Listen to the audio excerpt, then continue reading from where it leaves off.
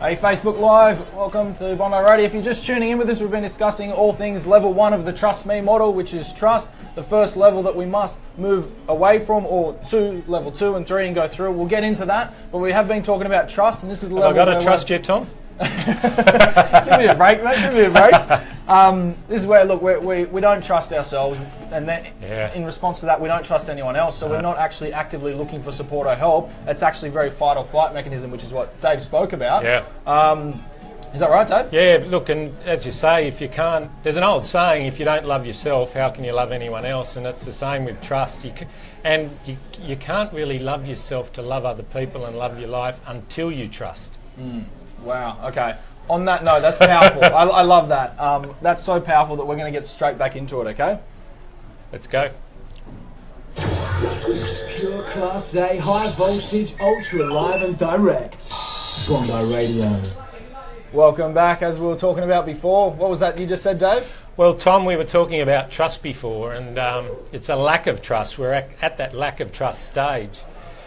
And, you know, when you can't trust yourself, you can't trust anyone else. There's an old saying, and it's a perfect saying. My grandfather used to say it. He was uneducated. He was a brilliant man, but he couldn't read or write. But he used to say to me, as a teenager, if you can't love yourself, how can you love anyone else? It's so true. And if you can't trust yourself, how can you trust anyone else, another person, people, places and things? It's impossible. Dave, in saying that, would you say that it's fair to say that when we're at level 1, we're not aware of that, we're actually just aware of that we don't trust others? Completely unaware of it. And when you're sitting in distrust, you're not aware of you're not even aware of how you're behaving. You're acting on emotion, which is usually driven by fear.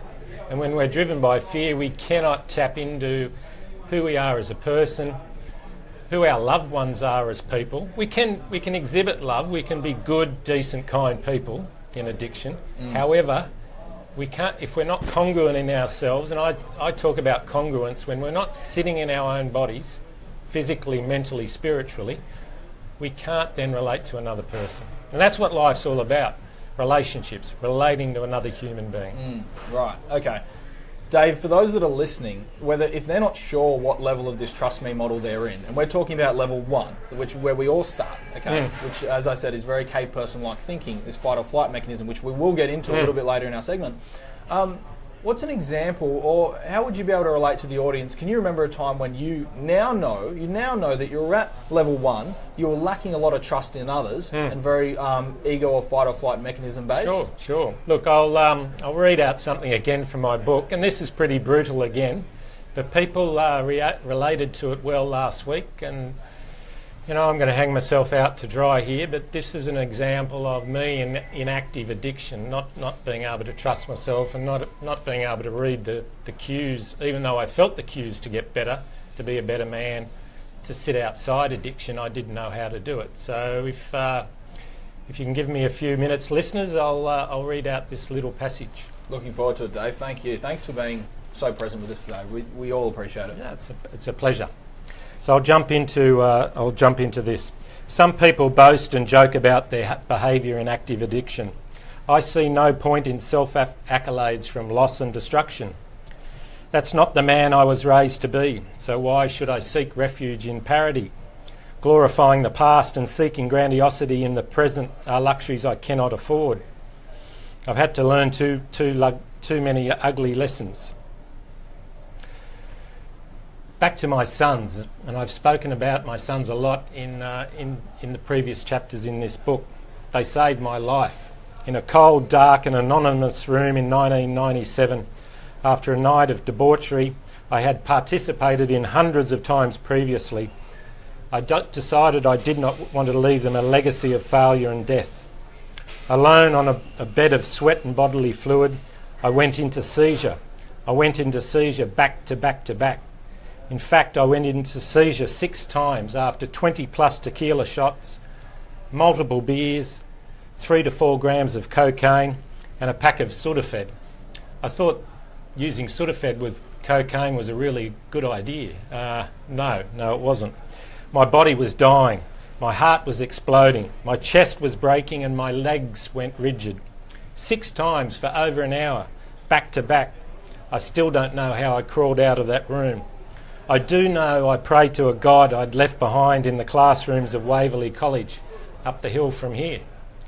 I prayed to a God that I did not want to leave my 3 beautiful sons a legacy of a dead, loser, drug addict father. With my last breaths, as I felt my body giving up and my heart stopping, I begged for another chance. I could feel a single tear on my cheek. The salty drop revived me. I was dead, but I had survived, and I was given another chance. But 3 days later, I went out and I did it again. As I snorted another line in another city, ugly inner toilet, I thought, what the hell? Who gives a damn? I'm not scared of death. Crazy? You bet. The experience I went through, the near-death scare, the love of my sons, and the utter despair of me dying as a drug addict and an alcoholic were not enough. I was gone. It was done. And that's just an example of me living in absolute denial and fear. Denial can drive us to the gates of hell. When we're in active addiction, it can also save us because we don't look at ourselves to admit our own faults, our own failures, our own losses. So it can get us through things that most people can't survive, but it will also drive us into hell. And that example of living in fear and vulnerability, after everything I'd done, all the people I've hurt, and addiction hurts the ones you love the most. That's the terrible thing about addiction. After all the physical loss, the financial loss, the loss of my loved ones, I still went out and did it again. And I had another year or so of active addiction before I was able to stop. Wow. Dave, thank you so much. I haven't heard that, read that passage from your book. Absolutely, can I say amazing in the way that of its service to others.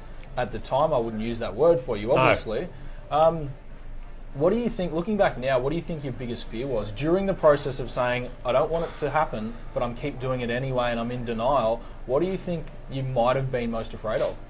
Look, addiction, when you're in active addiction, there's a... You know, I had an allergic reaction to alcohol. So, as you and I will talk about in the next few weeks, I've had to completely stop drinking to stop doing other things. So alcohol was a gate opener to all the bad behaviours I went on and did. Drug addiction, sitting in strip clubs and sleazy bars. However, I didn't want to admit I was a drug addict, or I didn't want to admit I was in addiction, even though that denial drove me to do it again and again and again. And there was still this old signal in my head that to be a man, to be a good bloke, to be the guy I thought I was, this Aussie, you know, the Aussie bloke from the eastern suburbs, I had to have a beer. So the fear that being a man, admitting and owning my own failures and my own behaviours, my own weaknesses, in many respects they weren't failures. We do have to own our own behaviour. I'm a big one on that. Yeah, we've got to stand up, be a man and own our behaviour, or woman. I've got a really good mate of mine called Paula who says, put your big girl pants on. I think that's a great saying. We do have to do that, but punching through that fear for me was owning who I was. Right, okay. And was that a bit of a gateway for change for you, to own who you were? Well, I had a gateway of change about a year later, and I know you spoke to me about a gateway for change you had. Would you like to talk about that? Yeah, look, if it's going to serve, I certainly will. Yeah. I'm a bit of an open book, like yourself, if it's going to serve others, of course. When we talk about trust, the trust, I was in level 1 of trust when, I'll put it really simply, a parent, a family, or a friend would say, mate, do you reckon you might drink a little too much? Or do you reckon you might be gambling too much? And it's simply this. Not answer and walk away, or literally run to the pub and start smashing beers, or get real cocky and arrogant about it and pretty much return that with, why don't you just piss off? Or look at all the flaws in your life. Very defensive. Very defensive, yeah. So that was about it. That went on for probably at least a couple of years before I even realised what was going on. Yeah, for me, for sure. Look, and you know, I might jump to my example of when I finally saw that I had to, when I finally got real vulnerability a year after that, I ended up in my third rehab at Northside Clinic. And, you know, I was alone. I was sharing a room with 3 other alcoholics and drug addicts, 2 heroin addicts and an alcoholic from Newcastle. And I was in my third rehab. My wife wouldn't speak to me. My 3 sons, they were only young fellas at that stage. And I was, you know, I'm a good father. I'm a really good father, and I love hard and I love purely. But they'd been taken away from me. My mother and father and my sisters thought they were going to lose their son and their brother. And that's not being dramatic, and I don't want to be dramatic, but they're the facts. You know, rehabs tend to be the refuge bins of society. I was sitting in my third rehab. I still thought I was too good to be sharing a room with 3 other addicts and alcoholics. I couldn't get to sleep after 2 nights, and we're all in withdrawal, and heroin addicts in withdrawal, it's an awful thing. They can't sleep, they're in bodily sweats, they've got the shakes. The Newcastle alcoholic, he was a park drunk, he was fitfully asleep and screaming out to God or whatever. He was just screaming out to God, help me, help me. And I finally realised I had to do something about it. I finally realised after 17 odd years of binge drinking and then picking up cocaine at 28 and ruining my life and literally ruining the lives of the people who loved me most, that I had to do something about it. But it didn't come overnight, and it doesn't come overnight. So it does for some of us. Tom's been able to rearrange his life and coach himself and others to accept who he is and move forward. But I had to go to a real rock bottom, and we hear about that, where I was virtually, you know, from a guy who owned a beautiful home in Coogee on the beach with all the European cars and the Italian suits and a great business, you know, a bit of the party boy from a private school in the eastern suburbs. I had nothing left. So, you know, I really had, and I would have gone on if I hadn't owned the fact that I had to get well again. Right, okay. We come across this a lot. You mentioned it very briefly. There's 2 things that need to build up, usually all the time, for us to create any change or make a decision to create some change, and that's either gain enough pleasure to move towards that change or gain enough pain to move away from it. And at the end of the day, you'll move much faster and create more change when you've got a burning fire under your ass. And that's very true. But I got caught in a stage where I was still getting pleasure out of what I was doing. Let's face it, you know, having a beer, having a wine with your wife, having a few beers with your mates, cocaine, it's a hell of a drug. Gambling's fun when you're at the races. However, when it gets to the point where it dominates your life, I was still ready to forsake thousands of dollars, the love of my family, the love of my sons, my business, my own physical health for an hour's high. Right. That's how much I had to learn in the end. When you've got 2 feet, one in one camp, one in the other, I had to finally realise, to win my life back, to win back the man who I was when I was 18, because I was, you know, 34, 35 years of age, and I was still an 18-year-old. I was an immature, scared little boy. That, to be the man I once was and to grow into the man I should be, finally the pain outweighed the gain. Finally the pain, yeah. Finally there was enough fire under your ass. Yeah. It sounds like a couple of logs had to be placed Oh, there. mate, about 500. 500 logs, all right. Dave, in saying that, can we enter a stage where now we really serve? Because I want to, if it's okay with you, I want to bridge the gap between having the awareness, realising, wow, I think I'm at level 1, and good on you for anyone that's listening right now that has just made the decision to accept that maybe, just maybe, I am at level 1. Well done. Well done. Seriously, congratulations. It's an amazing step. Now, what needs to happen in order to move through that level to get to level 2 or level 3 or any level above this? So what I believe, and I stick by with all my clients, learn very early, and all of my friends, anyone that I speak to, is the first thing to develop trust. Okay, something needs to happen, which is embracing vulnerability. Now, often that word alone is quite scary for people. Generalization there, but quite often we've found that it's quite scary for people. Now, they say, well, how do I develop vulnerability. It's like, no, I don't want to sit there and, you know, some people will say cry or show emotion or let them see. At the end of the day, it's be seen for who you are, whether you're running the addiction or you're not. That's what I believe. And then let's go a little bit deeper. Okay, so how do I develop vulnerability? Now, the first step to developing, I think, getting into vulnerability is by building a relationship with fear. Building a relationship with fear. The reason why I say that is because before we have a relationship with fear, and we're on autopilot. So as you said earlier, Dave, when we're on autopilot, it's fight or flight mechanism. You know what, actually, do you want to describe, like explain to the audience a bit, what do you believe about and how does the fight or flight mechanism, the ego, work? Yeah, it can be very confusing. And as I've learned, as I've got healthier in recovery, you know, my last drink was back in May 1998. It's taken me many years to find out who I am. The whole fight or flight mechanism is confusing. And what I've learnt too is that often I go through a scenario now. We talk about the halts in 12-step groups and recovery groups like AA. You talk about, are you hungry, angry, lonely, tired? I've got a little 4-step mechanism I go through. Am I hungry? Have something to eat. Am I angry? Apologise. Am I lonely? Ring up my mum and dad or talk to my sons or talk to my wife and tell them I love them. Even if maybe I don't feel that, tell them I love them. So sorry Dave, are these your steps? Is this your process? Are you saying, is this when the ego or the fight or flight mechanism kicks in? This is when the fight or flight kicks in, because it is a little bit confusing. So I've really got to know now whether it is fight or flight or whether I'm just feeling a bit of anxiety. So and I think we feel fight or flight in different ways too, Tom. I know I get the butterflies in my gut.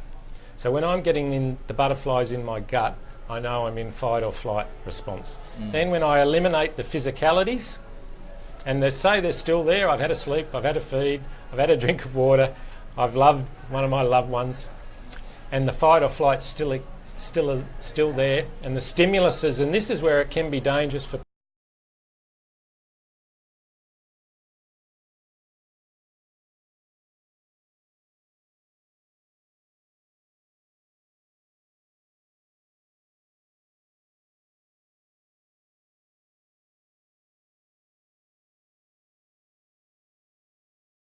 or fly. I'm not a runner so much. I can procrastinate, but I'll draw a line in the sand, and I'm one of those blokes who, you know, jukes are up with, you know, especially with men. And I've had to work out. I run with women, but it's jukes up with men. I want to argue it out. Right. Okay. All right. In saying that, has that answered your question? Or? Yeah. Look, it certainly has. I'm going to dive a little bit deeper into it's not straightforward. There's some great examples there on the behaviour that shows up. Yeah. And I love that what you just finished with there. Let's dive a little bit more into the human behaviour behind it. Look, if you don't know much about fear, this is it. The fight or flight mechanism is something that's built within everybody, and the reason being, it keeps us safe. Okay? This is, and take this down and take note of this today. The fight or flight mechanism is a survival tool, not a thrival tool. What I mean by that is, when you feel fear that your life is threatened, you'll run different strategies. Shortness of breath, sweaty palms, sweat on the face.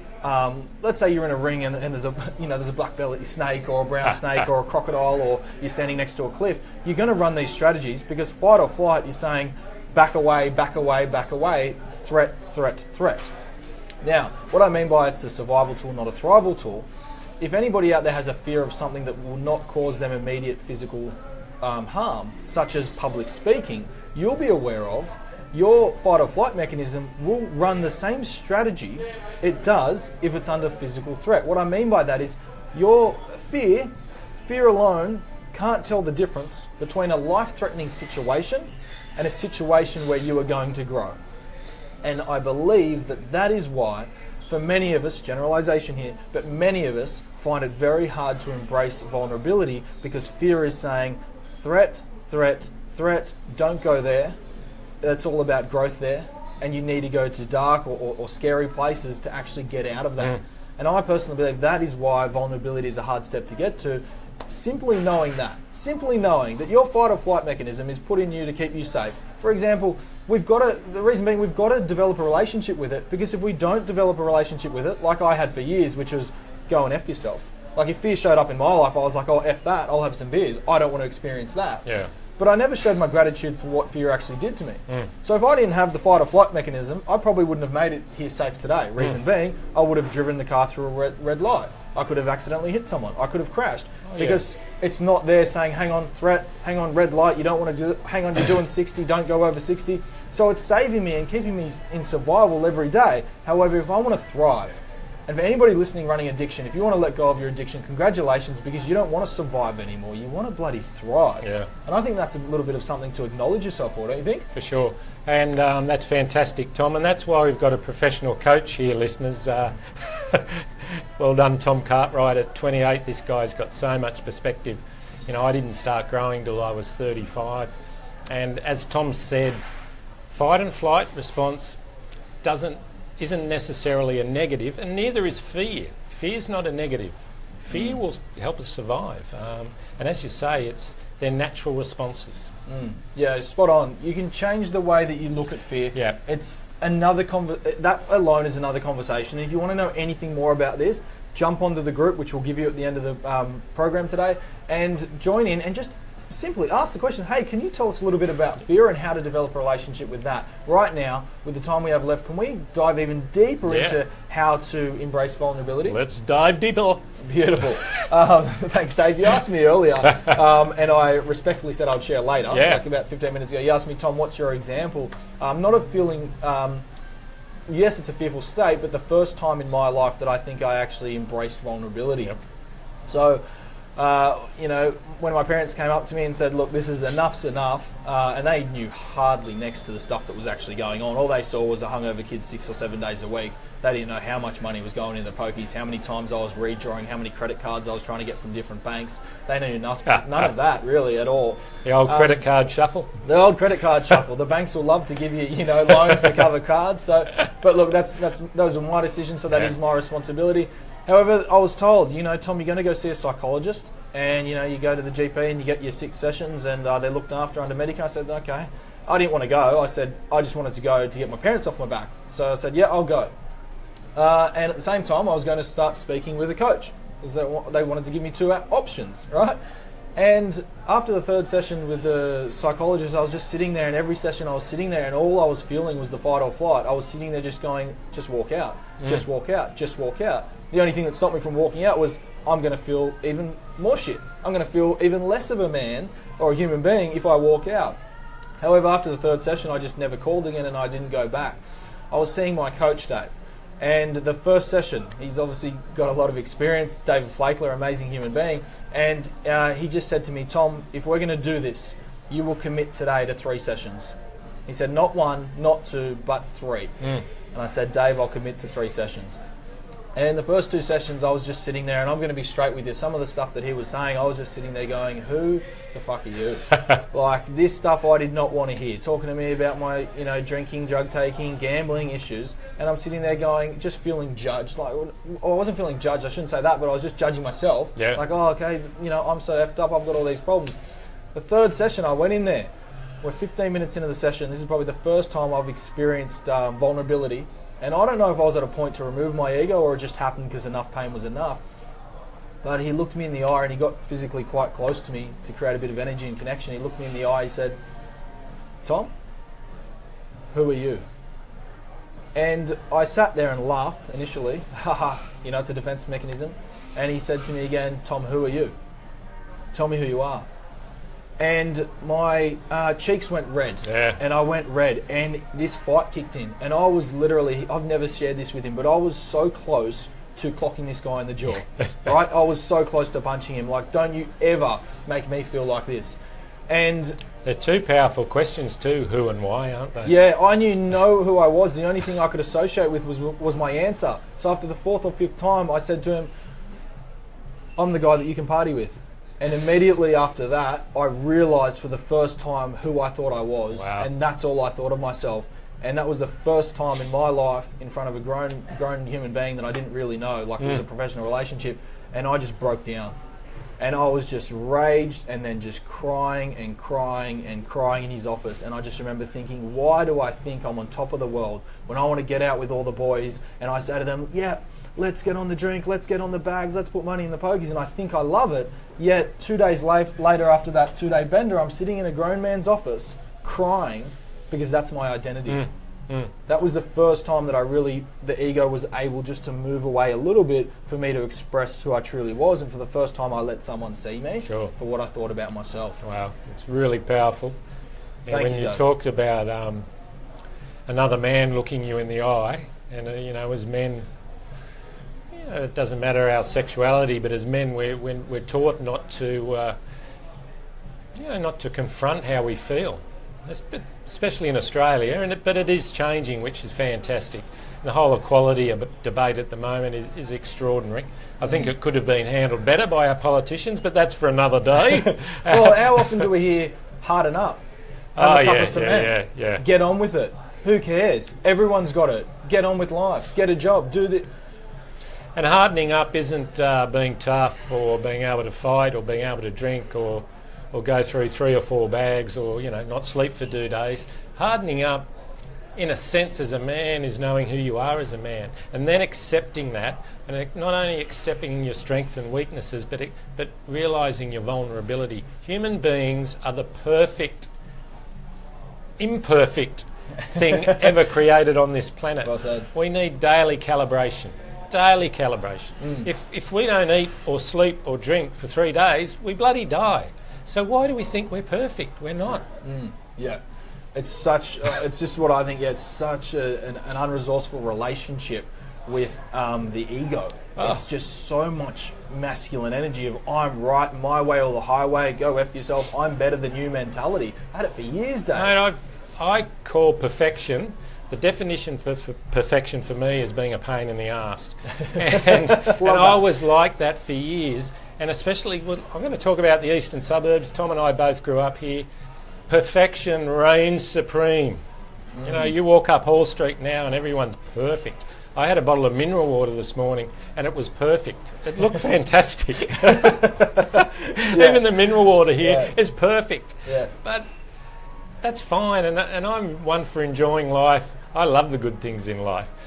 And people, I challenge who we are in the eastern suburbs, and people think, well, but Dave, you walk around in your flashy cars and drive clothes and drive your flashy car and you always look good and try and look good anyway.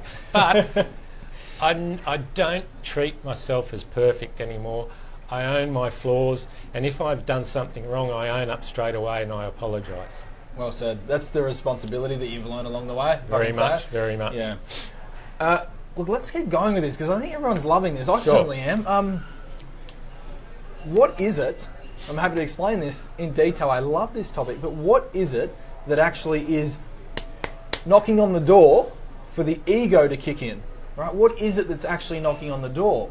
Now, we talked about fear before, the fight or flight mechanism, so you have a great understanding of that now. Well done. Let's take it to the next level. Let's go a little bit deeper because I think everyone's ready for it. What is it that's knocking on the door in order for the fight or flight to kick in when we're about to grow? What I mean by that is if we're in a life-threatening situation, let's let the fight or flight mechanism do what it does and let's get out of there really quick. If there's a fire, let's get out of there. If there's a snake or a crocodile, let's get out of there. Let it do what it needs to do, okay? In regards to growing, so seeing a coach, going to your first AA, going to a rehab clinic, speaking to Dave, having a coffee with Dave and saying, hey Dave, I think I'm not that happy. Any area that's not life-threatening that's going to let you grow, there's 3 things that will be knocking on your door which will kickstart your response, okay? And that is the 3 universal fears that I've studied for a long time and I do live by. I believe that they're so important and they're so spot on to solve up a lot these are big ones. A lot of things. Thanks, Dave. These are 3 universal fears in the way that they're within everyone and they affect different individuals at different times in their life, and to the extent just depends on what results you have. So if you're succeeding in life, and I don't just mean in your career or you're making good money, I mean in all areas of your life, well then they're probably not impacting you as much as others. And I mean if you're congruent with yourself, so you're seeing good results and you're also feeling results every night you go to bed. You're feeling grateful, you feel good about you. However, if you're running strong addictions, 1 or more or even all of these fears are going to be present for you and quite heightened. So the first universal fear is the fear of not belonging. This is the fear that we don't belong to a certain tribe or community or family or friend or relationship. We don't know where we fit in.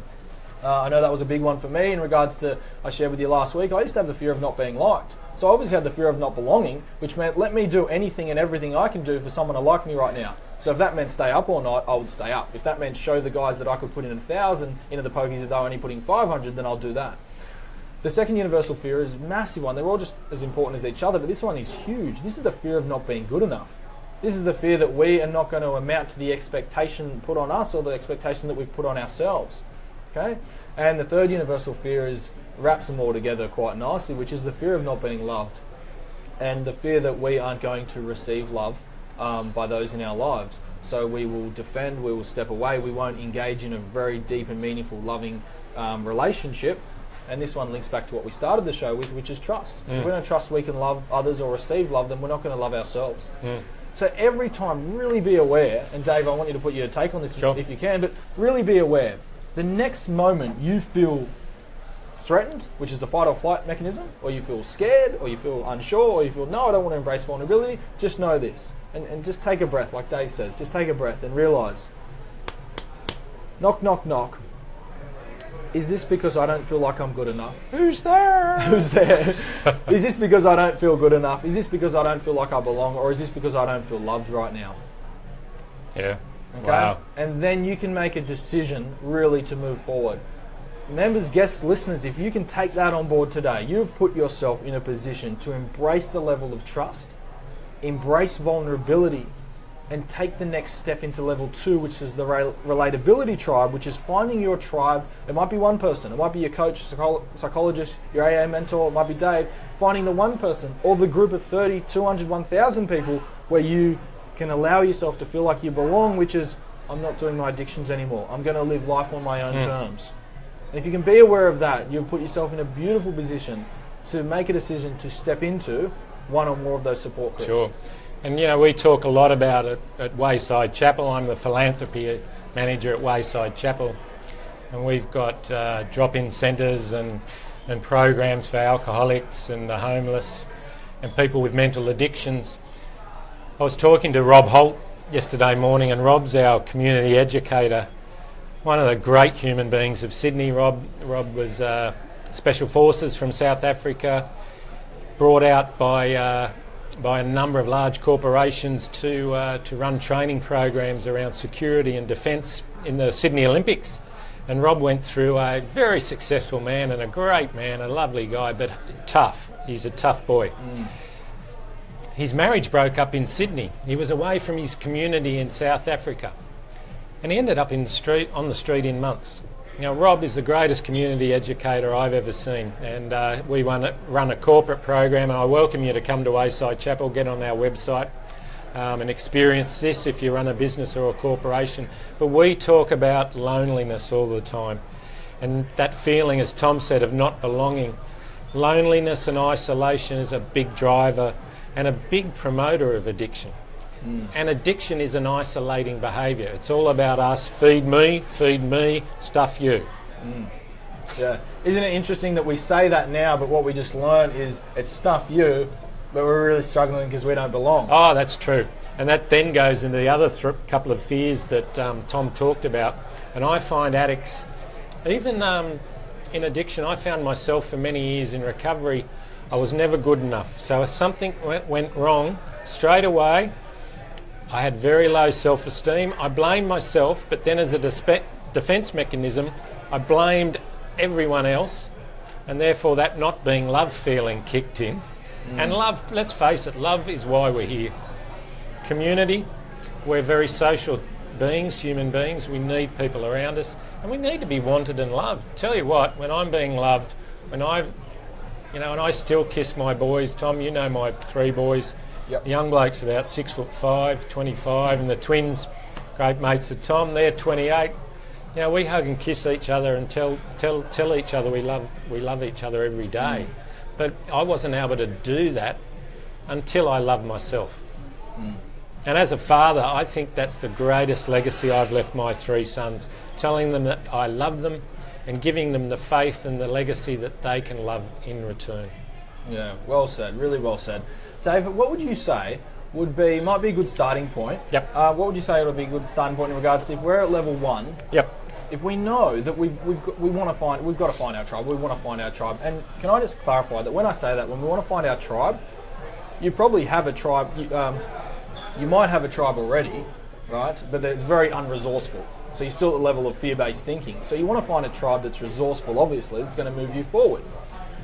When it comes to that, how do we embrace enough vulnerability or just move fear aside enough, maybe just to realise that I can pick up the phone and call this support group, or I can message Tom on Facebook, or message you, or join the Loud About Addiction group, or, you know, how would you go about that? Tom, you've really got to put up your hand and admit your vulnerability and admit that you need help. You know, admitting who you are, admitting you need help, and it's okay to need help. You know, we get taught in Western society that we've got to be completely self-sufficient, and we're not. We're animals. We're tribes, as Tom keeps tribal. The reaching out into community could be a little step. It could be just going to your doctor.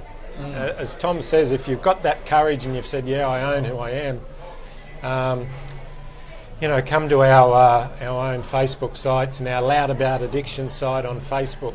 But for me, if you were the addict and the alcoholic I was, I had to walk into a 12-step room, things like AA, Narcotics Anonymous, going to a rehab. It took a lot of courage, I tell you what, and I think addicts and alcoholics are the most courageous people in the world.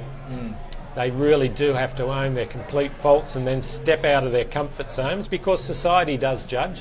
But once we move through that, judgment doesn't affect us. But seeking out community. Coming to Wayside Chapel at 29 Hughes Street, King's Cross, where we offer a cheap meal for a couple of bucks. We're open all day. We're now open till 11 p.m.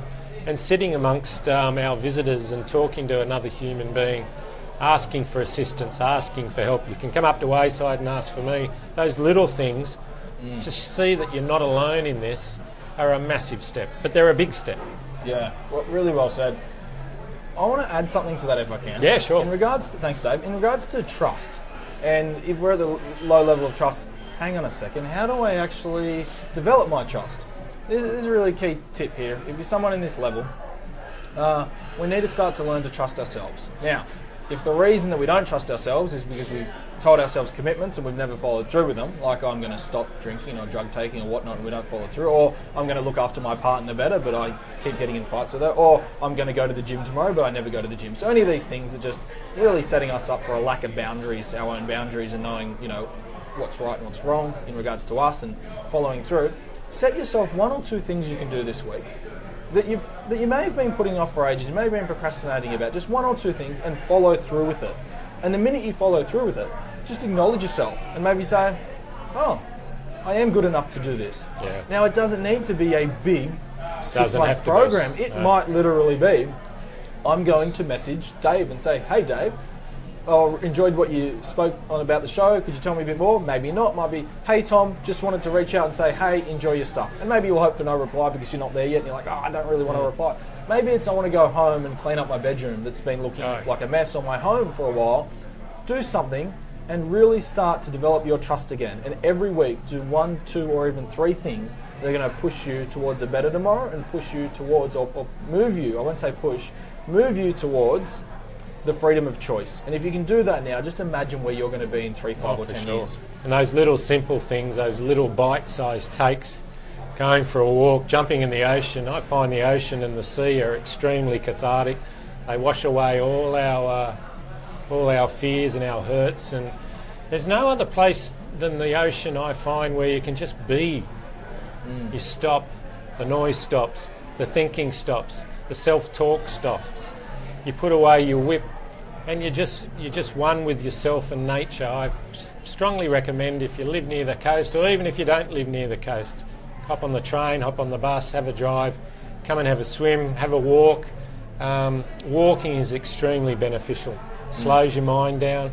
Make sure it's a bit of a longer walk, 20, 30 minutes, not just 10 minutes. 20, 30 minute walk. Again, you get out of yourself, your mind slows down. Start hearing a few birds, you see how green the grass is, and you look at other people and you think, okay, I'm not alone. Even though you're not telling someone else who you are and what you've gone through, you feel you're part of a community.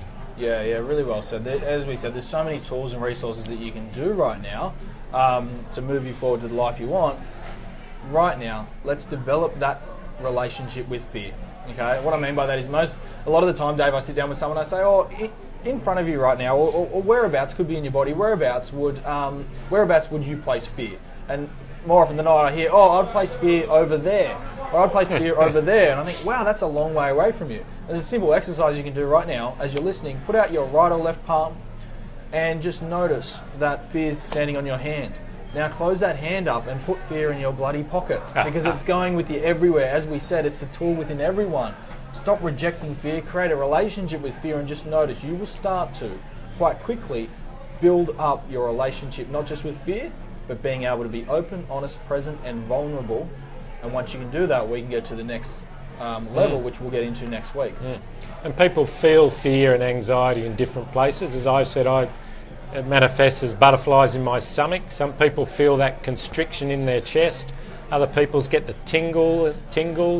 You know, if you're out there listening and you get the tingles in your, there might be a heart attack, you go to the doctor, but some people get the tingles, see your GP. But other people have that complete phase out. I talk to a lot of women and men I know in and around Bondi, and in their 40s and 50s, where they just get that blank out in their head, and they can't concentrate, they can't think. They start panicking. What can I do next? They've got a list of 20 things to do, but they can't do any one of them because they're in fear. So and I know it's not a nice feeling to feel that, but as Tom says, relate it to the palm of your hand. I think that's fantastic. I use the mechanism of going in. I go into the little tingle in my guts. Yeah, nice. And I start feeling it, and then I'm embracing it. Yeah, really well said. Well, look, I totally agree with you.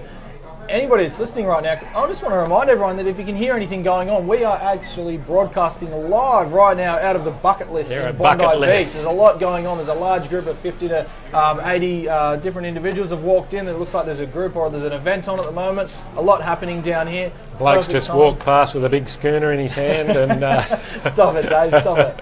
All right, look, it is about the freedom of choice. Can we remind you as well, if you're loving what's going on, or you're not too sure, you want to know more information, or you're loving the support, or you want to move through these levels. Now, whether you're at this level or you're at level 5 or 6, and you're just about to, realise that you're not addicted and you have the freedom of choice, stick with us, because we're going to be going through all the levels with you. Remind you, join and download the Bondi Radio app. Join the Bondi Radio Facebook page. Join the Loud About Addiction group. So that's facebook.com/groups/Loud About Addiction. You can add Dave Stewart on Facebook. You can add myself, Tom Cartwright, not Tom Stewart. It's one of his sons. Tom Cartwright. Just add us on Facebook if you like. We'll both, he'll reach out, I'll reach out. I'd love to say hello. Yeah, love we're to on connect with LinkedIn too for all those corporates and career-minded folk. All the corporates, beautiful. And a big one for you guys, if you're loving what you're learning now, I would like to give you an absolute free gift, no tie-in, nothing, just it's absolutely free to you for being present today and for last week if you were here, even just for today and tuning in. Go on to cartwrightcoaching.com and you will receive a free 3-part video series diving deep into what we've been discussing and the first steps to living an addiction-free life. That's what I would highly suggest for you. Dave, if they wanted to take a different approach, where would they head to? I might say for our Loud About Addiction site, the first one on who says they'd like a copy of my book and puts the time and date on it, first one on, I'll send out a free copy of my book. We can talk privately about addresses and things, but I'll do that for you. Really? And I just bought mine, Dave. Oh, mate, you can pay for it. All right. But also Wayside Chapel, it's a wonderful place. I invite you to Wayside Chapel. Get onto our website, it's thewaysidechapel.com. Or you can come up to 29 Hughes Street, King's Cross. We've also got an extraordinary op shop here on 40 to 42 Warners Avenue, Bondi, which is across from the old bowling club. Everyone knows that. It's got some great gear. Wayside has got such a strong reputation that we get some of the coolest clothes, especially for the ladies out there. Some of our clothes are amazing. We've got great handbags, great shoes. So come to the op shop at Wayside at Bondi there. And I do, even addiction doesn't have to be about drugs and alcohol. I got a lot of mates who earn millions of dollars a year. I think, have got work addictions, and work's a great thing. Having a career and passion's fantastic, but you're sitting in your office at 9, 10 o'clock at night because you're too scared, or you procrastinate about going home, not seeing the kids and talking to the wife, or vice versa. Then I think that could be an issue for you. So addiction can manifest in many ways, can't it, Tom? Yeah, spot on. Look, whether it's procrastination right through to drug and alcohol abuse, or it's the addiction of saying yes to everyone else and no to you. That's a big thing. Whatever it is, we want to thank you again for being here today. We will be live again, same time, same place next week, next Tuesday, 11 a.m. We both want to thank you all for being here again today. We've absolutely loved them. We also love everybody out there listening. Thanks so much, guys. We'll see you next week. All the best. Join us next week, same time, same place, Bondi Radio. Broadcasting from the world famous Bondi Beach. Wow. That went quickly.